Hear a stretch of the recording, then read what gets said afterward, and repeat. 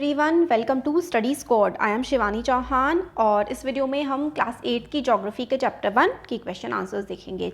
और अगर आपने अभी तक चैनल को सब्सक्राइब नहीं किया है तो प्लीज़ जल्दी से सब्सक्राइब कर लीजिए। पहला क्वेश्चन है, ठीक है, आंसर द फॉलोइंग।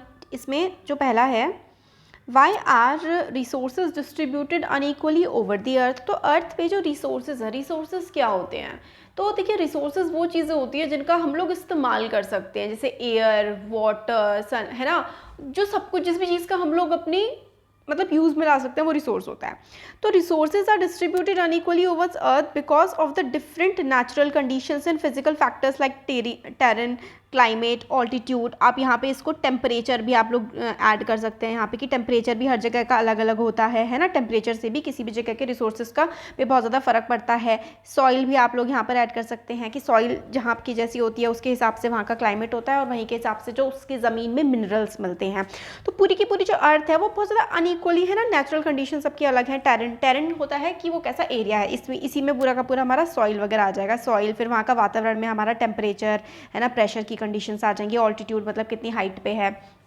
तो इन सब की वजह से रिसोर्सेज का डेवलपमेंट, रिसोर्सेज हमें अलग अलग देखने को मिलते हैं। नेक्स्ट क्वेश्चन है, what are resource development. Resource development क्या होता है?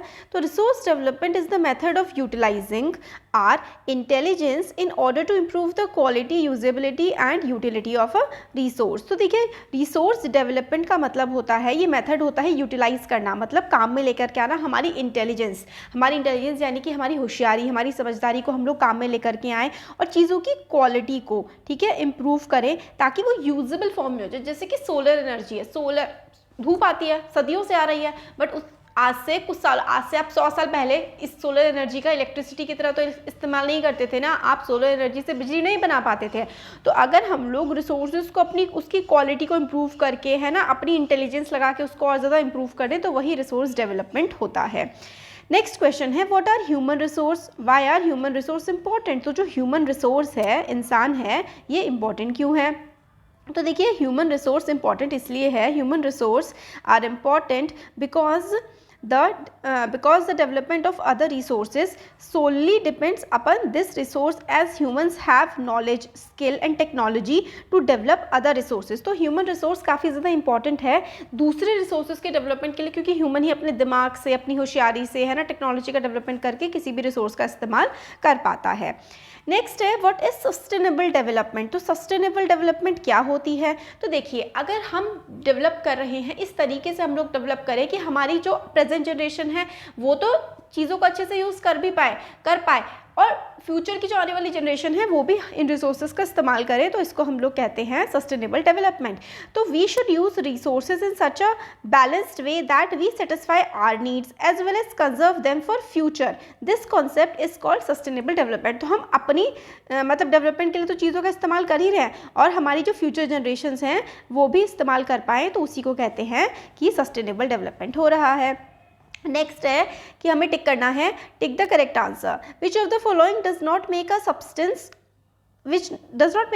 अ रिसोर्स। तो इनमें से कौन सी चीज़ किसी मतलब सब्सटेंस को रिसोर्स नहीं बनाती है?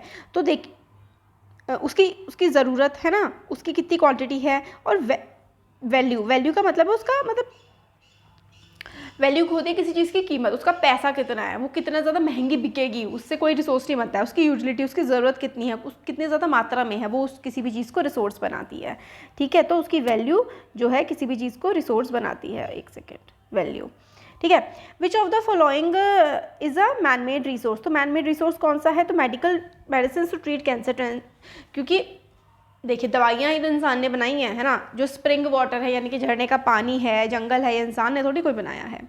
नेक्स्ट क्वेश्चन है, complete the statement, biotic resources are derived from living beings. तो बायोटिक का मतलब होता है बायो, जो ह्यूमन, जिस चीज़ में लाइफ होती है ना, तो डिराइव्ड फ्रॉम लिविंग बीइंग्स। जिस बायोटिक रिसोर्सेज होते हैं जो लिविंग बीइंग्स, जैसे कि जानवर, पेड़ पौधे, इनसे लिए जाते हैं। नेक्स्ट क्वेश्चन है, डिफरेंशिएट बिटवीन द फॉलोइंग। इनको हमें अंतर बताना है, भेद बताना है, पोटेंशियल एंड एक्चुअल रिसोर्स। तो पोटेंशियल एंड एक्चुअल रिसोर्स में डिफरेंस क्या है? तो पोटेंशियल रिसोर्स क्या होते हैं?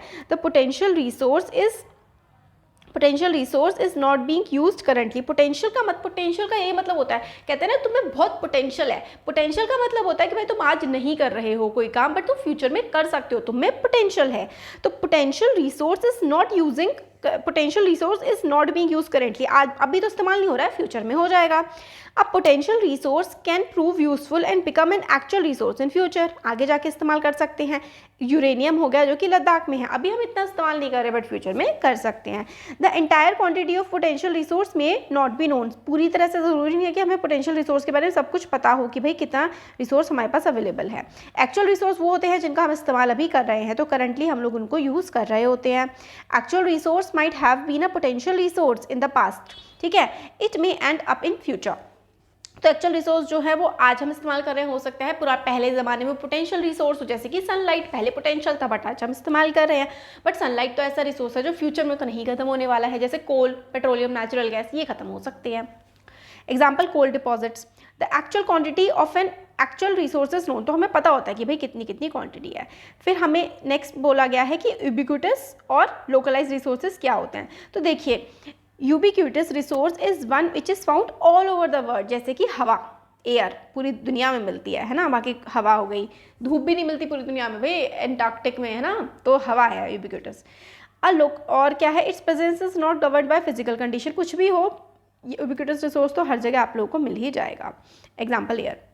लोकलाइज रिसोर्स का मतलब होता है जो किसी पर्टिकुलर एरिया में ही मिलता है। Localise resource is one which is found in a particular region और फिजिकल कंडीशन, सिर्फ एक पर्टिकुलर एरिया में ही मिलेगा।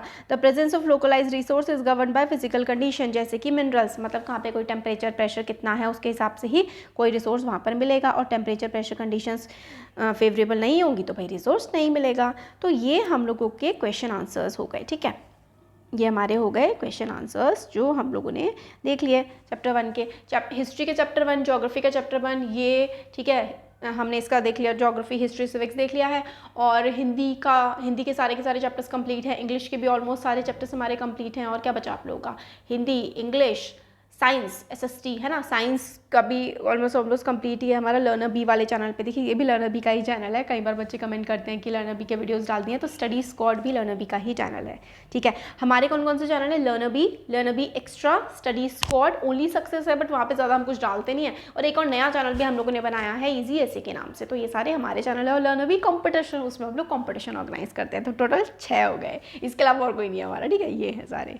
तो अच्छा लगा है वीडियो तो सब्सक्राइब करिए, चैनल को ज़रूर करिए और अपने फ्रेंड्स के साथ शेयर करिए। Thank you.